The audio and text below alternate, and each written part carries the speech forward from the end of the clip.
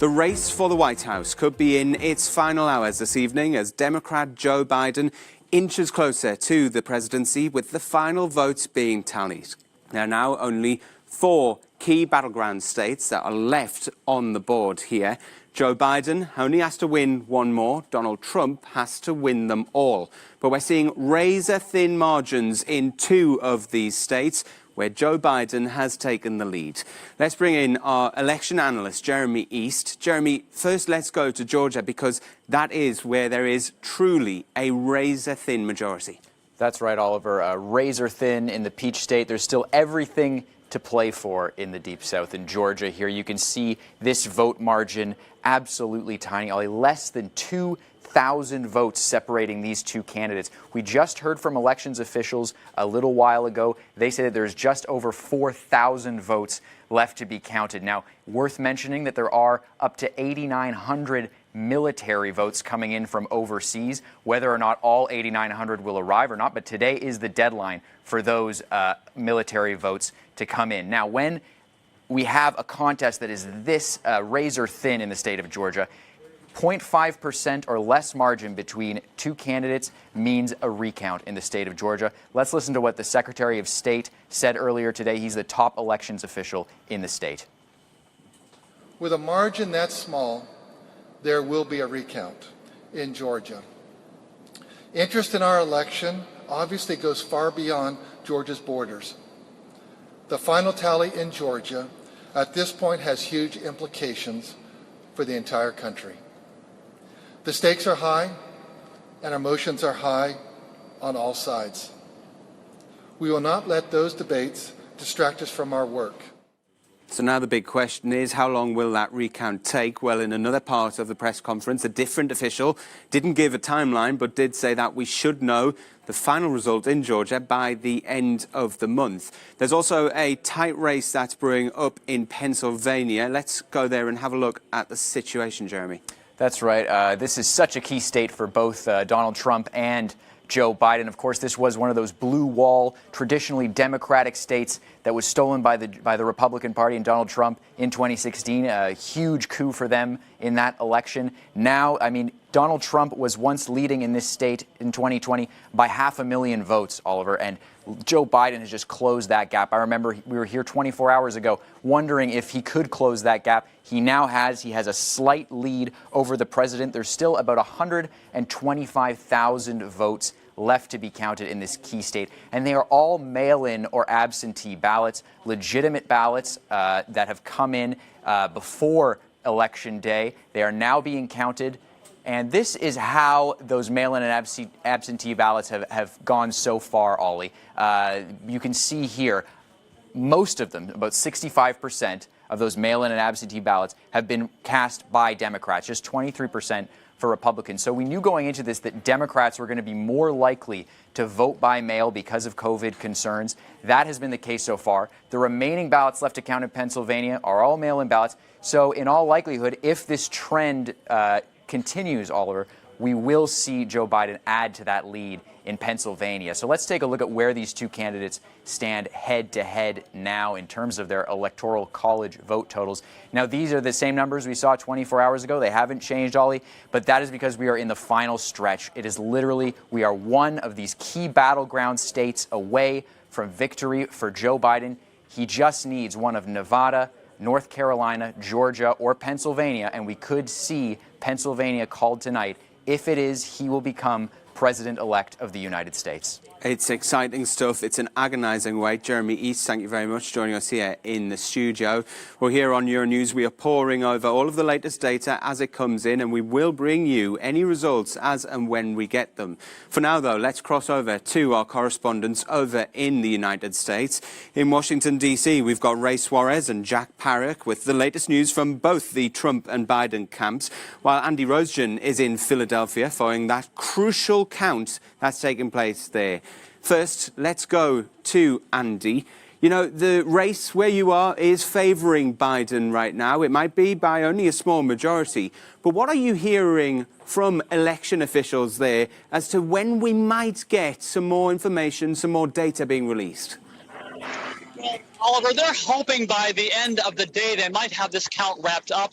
The Secretary of State here in Pennsylvania was saying that things were going more smoothly than what they originally anticipated. Of course, they had a lot of mail-in ballots that were coming in. So they're optimistic that maybe by the end of the day they could get a count. But, of course, it is razor thin. It could go either way. But I got to tell you, Oliver, right now, the people out here, the Biden supporters outside where they're counting the votes are really getting excited. We are back to a street party out here. The DJ has arrived. They're playing songs. Also behind them, there are Trump supporters out here right now with their flags. Their mantra out here, if you will, is stop the steal. Stop the steal. That's what they're saying. Although, again, there's been no credible evidence of any kind of theft of votes here. President Trump did try to stop the vote through a lawsuit yesterday here in Pennsylvania. A judge shot that down. The same thing happened in Georgia and Michigan yesterday.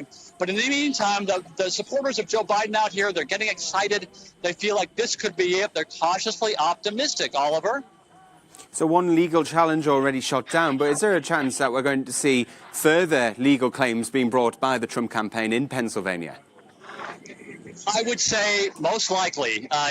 Just in the last few minutes, the Donald Trump campaign sent out text messages to their supporters, imploring them to keep on donating money, as they say, to fight this election fraud, as they've been calling it in their text messages. They say they need money. They want to stop the vote counting in Michigan, and they're imploring their supporters to keep on donating.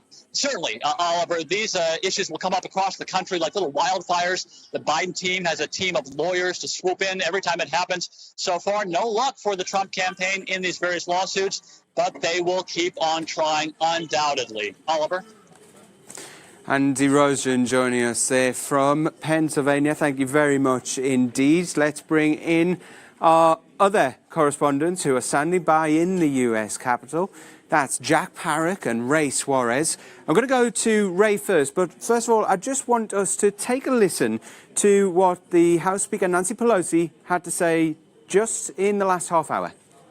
I wish we weren't wearing masks so we could see how exciting it is to come before you today with Joe Biden having the tremendous mandate that he has, and that pretty soon the hyphen will be gone from Vice President to President-elect Joe Biden. It's a happy day for our country. Ray, we've been calling out President Donald Trump for when he's been misclaiming states, when he's come out with misinformation.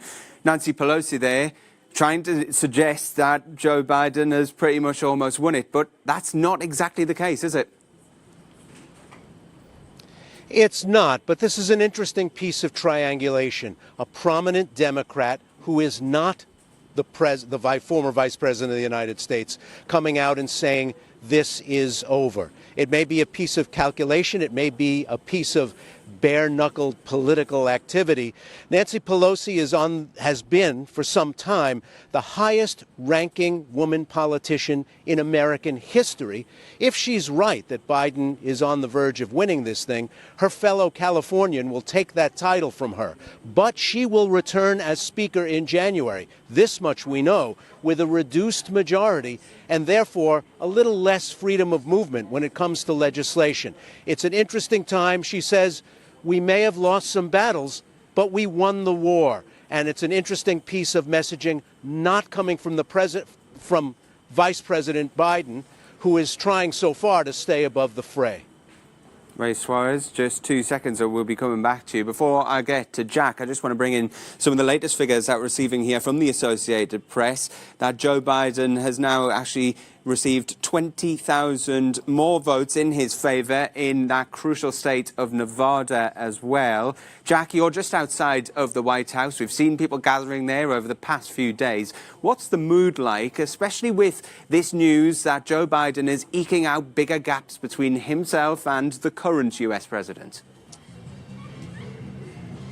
Hi Oliver, as you can imagine, this is a country on tenterhooks, and it's an exhausting tenterhooks to be on because this has been a number of days now. Everybody is constantly looking at their phones for updates. You walk past the bars and the cafes that are open, they all have the TV news on. Everybody is talking, everybody is waiting to see whether these states in the end go to Joe Biden, either of them, that will go there. And also everybody's now talking about these recounts. How will Georgia do it? How long will this take? Will the Nevada vote, as you said, there's about 20,000 difference. People are using their phones to work out whether that's enough of a difference to hit the 1% that it would mean a recount there as well, potentially. So everybody is really, really all eyes on this race. And it's not only here, all around the world. People want to know who the next US president's going to be. Ray, you've been covering politics around DC for decades now. Have you ever seen an election like this? Never. It borders on the bizarre. I've covered elections with disputed ballot counts before, but never in this many places all at once. I've covered elections where the outcome is in doubt for some time after the polls close, but never in 5 large states, large as Pennsylvania, large as Arizona. This is also unusual because instead of trying to remain above the fray, one of the principles, the President of the United States himself is right there in the scrum, leading the charge and giving the slightly contradictory message of wanting the counting to continue in some places while wanting it to stop in others. This is unprecedented. There's been nothing like it in over a century in American politics. Jack, we're just touching there upon some of the litigation that has been promised by Donald Trump. What are the different avenues that he's got in order to take this election through the courts?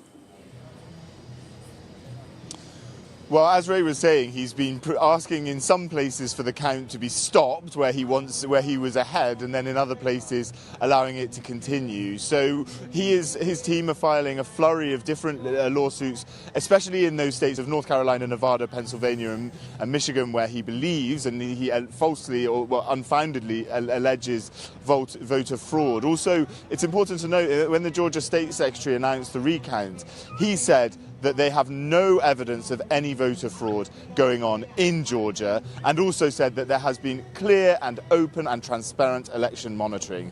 Donald Trump, though, in his address at the end of Wednesday night, said that he is prepared to fight this all the way to the Supreme Court. Thanks very much, Jack. Just Ray, quickly, we've seen Joe Biden reaching across the political divide, urging senior Republicans to break with Trump in terms of casting doubt on the election result. Are we seeing a split now in the GOP? There have been a few Republican voices slightly raised in reaction to the president's statement of the other day, calling this the result of widespread fraud. It's mostly former officials who are still in good standing in the Republican Party, or low-ranking officials, some of whose work is being called into question by the president, people like heads of boards of election and secretaries of state. So far, the Republican wall is not breaking. They're standing firm, and it'll be interesting to see what happens in the coming days, because once it's clear, if it ever becomes clear that the president is on the losing end of this, there might be a rush for the exits, but it's not happening yet.